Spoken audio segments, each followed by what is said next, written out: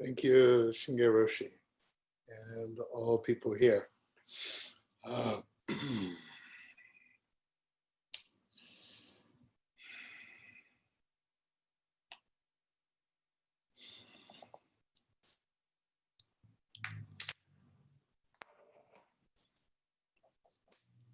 the talk share this evening is kind of my tendency is to give a Dharma talk based on the present moment circumstances. And so I want to lead this talk and hopefully dialogue with a great American Zen master by the name of James Baldwin. And in the book, The Fire Next Time, he said, we are capable of bearing a great burden once we discover that the burden is reality and arrive where reality is. And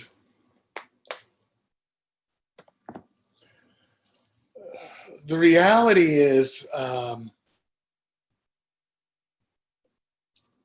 for me, it's discomfort. It is painful. It is sad.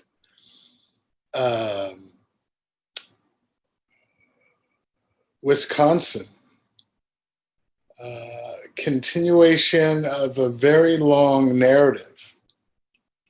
And simultaneously, I just came off of doing a 3-day immersion and where we practice, I use as the framework, because I'm a person in long-term recovery from addiction, so I use 12-step framework for cultural bias, racism, otherism.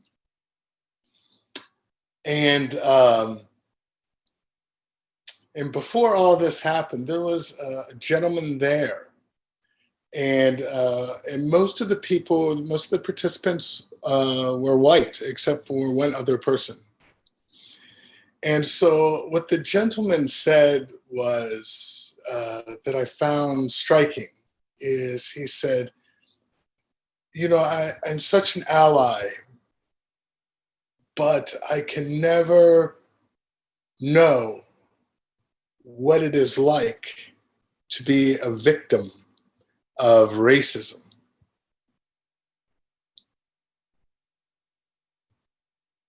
And I laughed. I said, trick or treat. Of course you're a victim. It's not just those who experience that version of oppression. It's sometimes those who are also swimming in the same waters and don't understand it, don't know, don't get it. And so this so-called victimization, it's on a spectrum. And some are worse than others. You know, I am definitely Black, but biracial. And so I don't honestly experience oppression to the same degree that other people are darker. That's the reality. I didn't make the rules, but that's how it works. When you're living in kind of, you know, this most recent book that I read is by Isabel Wilkerson called Caste. So when you're in a caste system, you're in a caste system, which we have not changed yet. And so, yeah. When originally in my younger days, I came to Dai Bosotsu Zendo, it was the Jumpo era. There were two reasons that I came to Dai Bosotsu Zendo. So it was, you know, the basic traditional one that most of us show up for, which is, I want enlightenment. I want to wake up.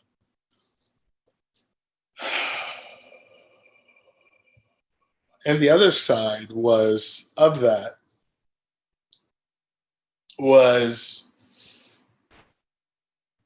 I wanted to experience liberation without the oppression of being Black. And I felt that if I came there and practiced, there was the possibility that I could experience liberation from racism, or at least its harmful, poisonous effects. Because when we're swimming in a toxic pool or pond, it's difficult to not become sick.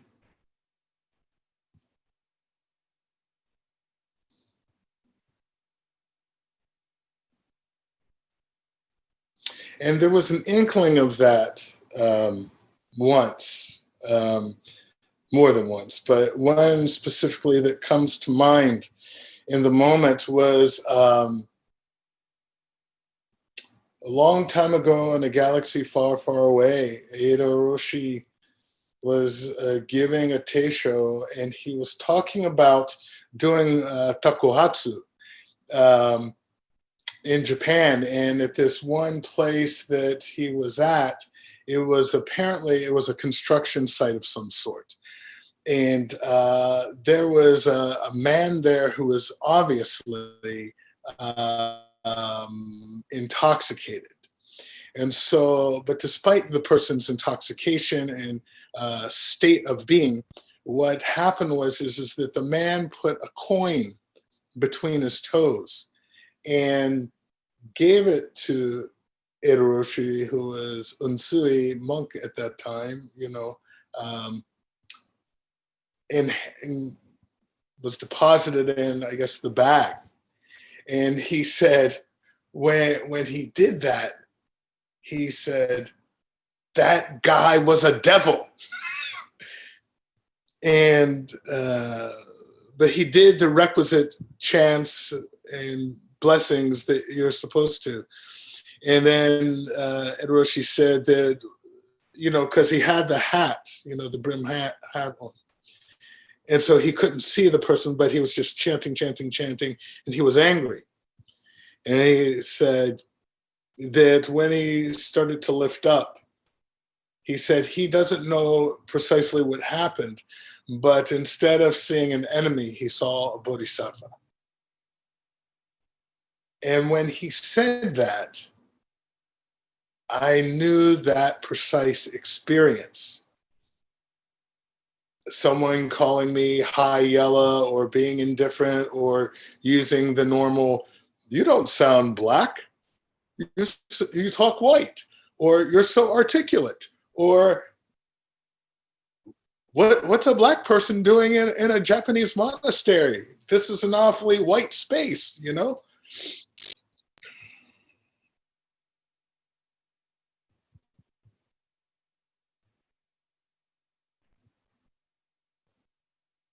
It all hurts until it doesn't.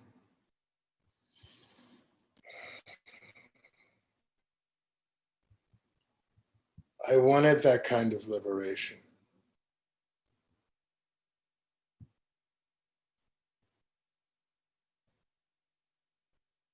So that I wouldn't be a victim of it.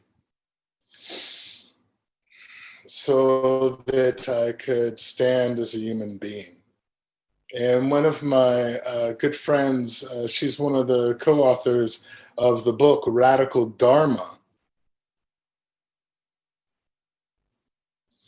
Her name is Yasmin Samudala.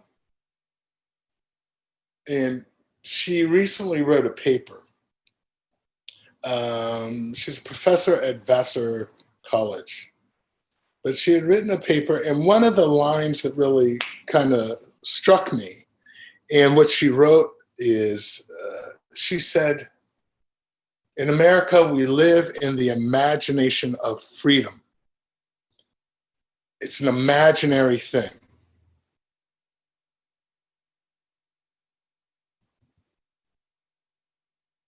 It's not just happening to Black people or brown people or indigenous people. It's also happening to white people. It's confusing. The young man, Kyle Rittenhouse, 17-year-old child, teenager, had in his mind this imagination, this imaginary thing of what it would be like to be a police officer, and found himself, they call it a long gun. Where I'm from, we call it a machine gun. But he found himself with a semi-automatic weapon, surrounded by these adults, brought into this long culture, which is sometimes euphemistically called rugged individualism, which is 180-degree different from Buddhism.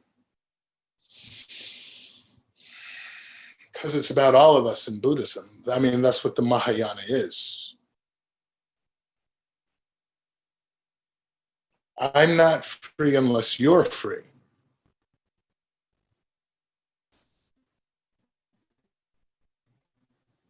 And another courageous Shinge Roshi, sometimes, being in her presence is such an honor. It feels so authentic.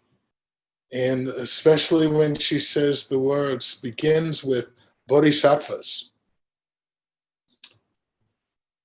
She's not kidding. It's an opportunity. And so this young man, I believe his first name is Anthony. His last name is definitely Huber, Heber, 26-year-old young man on a skateboard with a girlfriend that he wanted to marry. He had a stepdaughter. And he gave his body to protect others. And made a deep, deep, deep sacrifice that he didn't have to do. He could have run away. He could have ducked. But somewhere in him naturally was the bodhisattva's vow. Sujo muhen segundo, gono mujen segandan, omon murio segangaku, butsuro mujo segandro. And actualizing it.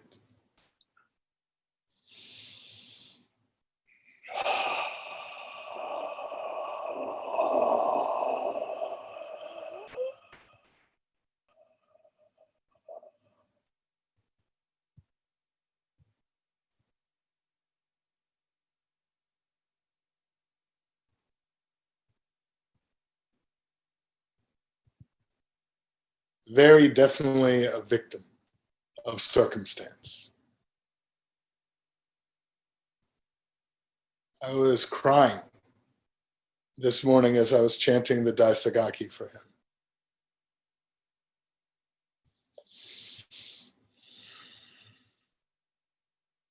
So many things I wish didn't happen, but they do. And that's the reality, that our practice is to turn into it.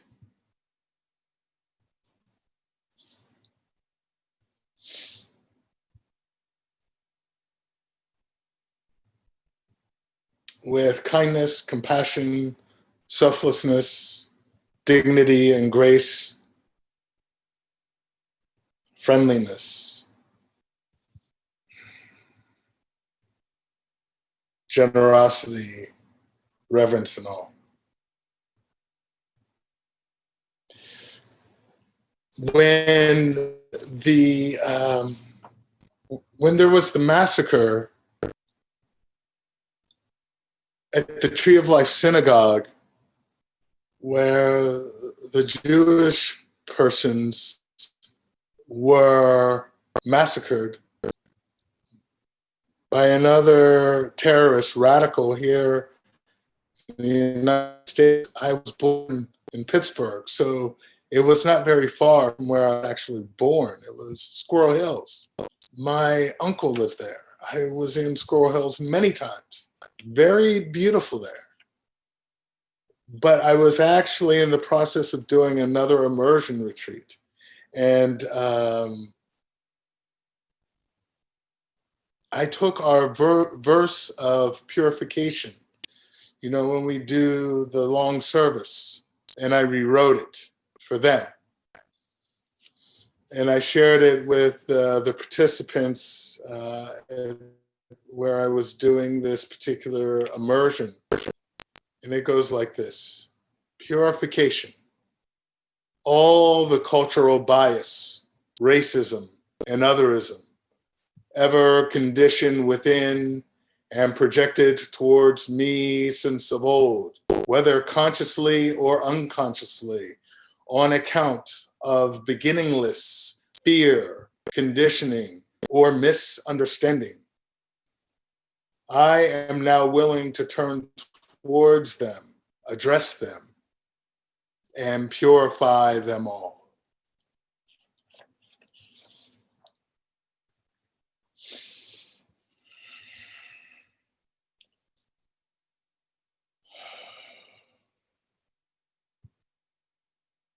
It's a strange thing, my relationship as a monk, my relationship with Daibaso Tsuzundo Kongoji,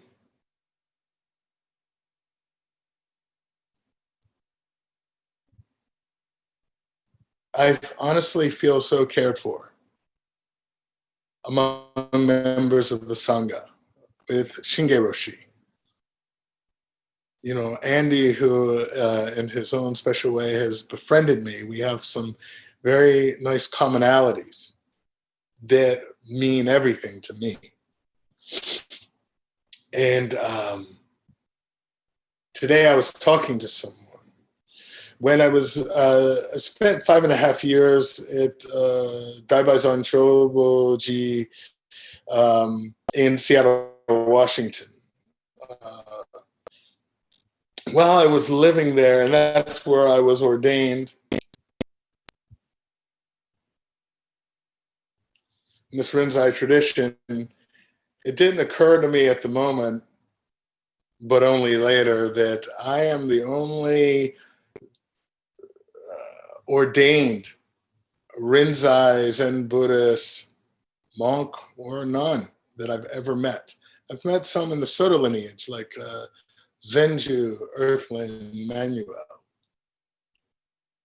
But really, in the lineage, after years of training, practice, I've never met another Black Rinzai Zen Buddhist. And it's weird. So anyway, when I was at Choboji Daibaizan, there was a person there by the name of Muzan who had cancer. Very old guy. And older white gentleman befriended me, mountain climbing history. He summited Mount Baker when he was 14 years old, summited it, and had since then summited it 4 times, and Mount Rainier about 17 times, and was mountain guide, traveler, and he was given Jikai by Genki Takabayashi Roshi, who was a friend of Eda Roshi's. And so he was dying, and it ended up, because of the nature of my work on the East Coast, working in the field of addictions and technology, that I was able to take care of him. And as he declined, He had two things that he loved. First is he had a scooter. He loved riding his scooter. He had a Vespa. And the other thing that he loved, probably equally, if not more, to tell you the truth, is he had a dog by the name of Kerouac. And beautiful little whippet. And he came to my apartment. My ex-wife was there. My son happened to be there. And they were actually already in the apartment when I was coming back from the coffee shop, and Muzan was there. And he said, I have a poem to give you. And I said, oh? He says, yeah, I think my cancer came back. And the poem read,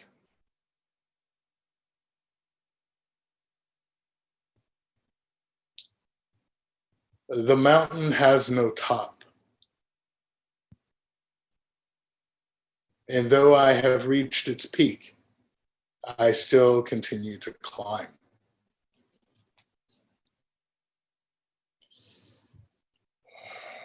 Ralph went through a lot. Surgeries, treatment. It was painful. It was sad. And I and some others, Genjo Roshi, we took care of him. And then he had a hospital bed in his room, and I slept on the futon. And the oddest thing, as he was dying, he had this very strange request. And he said, "Seiho." I'm like, "What?" "I want to go to the bathroom. I want to stand up like a man and pee." And I was like, this has got to be the drugs. Oh my God.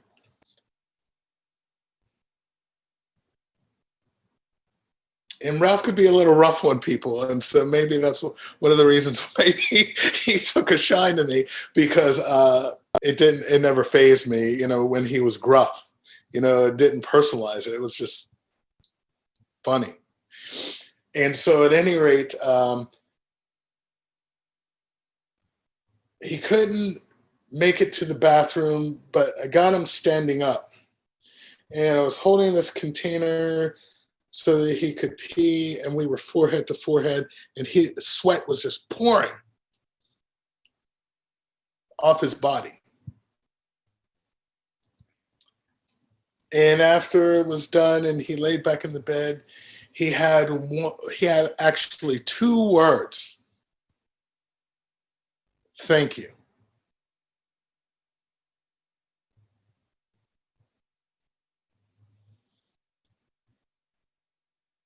The day before Muzan died, we were holding hands. And as he died,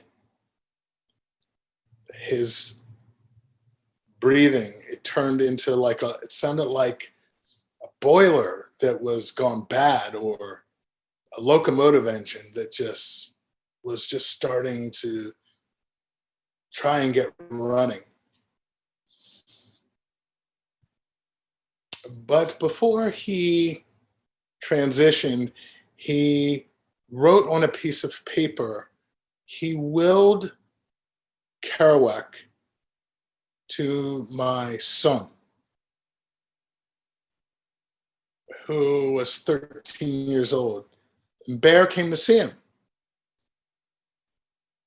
And Muzan asked Bear, "You're a good kid. Do you promise to take care of Kerouac? I love him more than anything. Would you be willing to care for him as long as he lives?"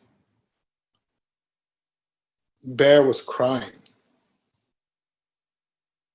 He said, "Of course I will."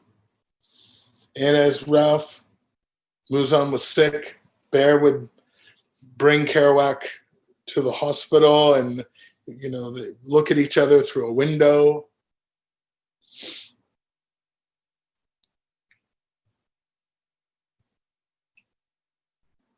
Ralph was into the civil rights movement. He marched with Dr. King.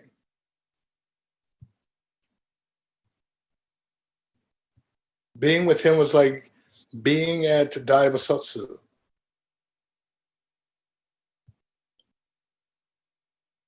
It wasn't about being black or of color, and it wasn't about not being black and of color.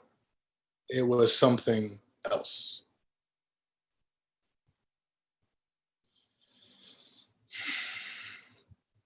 Recently, I got to visit him. He had surgery, and one of the things that was striking, and I was having a conversation with my ex-wife, and she was saying, I am so grateful for Kerouac because during this stressful time of COVID-19, and I have to work and everything, and I'm so glad that you're here to help take care of Bear during the day. He and Kerouac are so close. And I feel like sometimes Kerouac saved his life and his mind through this time because I see so much going on with other kids and families that are struggling more because they don't have pets or things like that. Someone as good as Kerouac.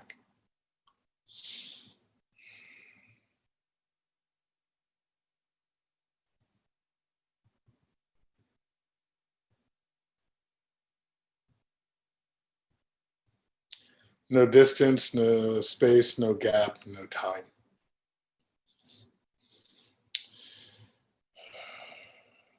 My dear friend Muzan,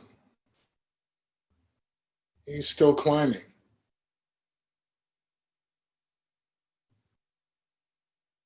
He's still present with me every day. And though I may use these terms of white and black and culture and this and that,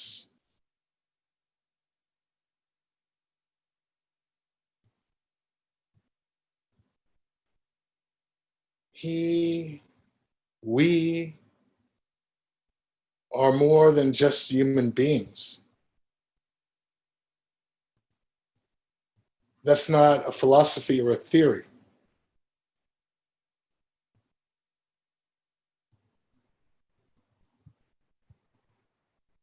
I love the people in the Sangha, whether I know them directly or not.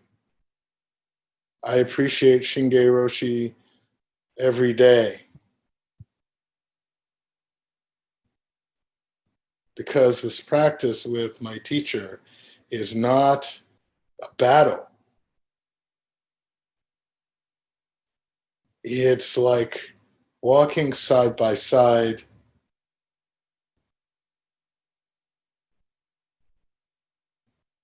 with seamlessness. And so I am grateful every day to have a place where I can practice, people that I can practice with, spirit and tradition that I can practice with.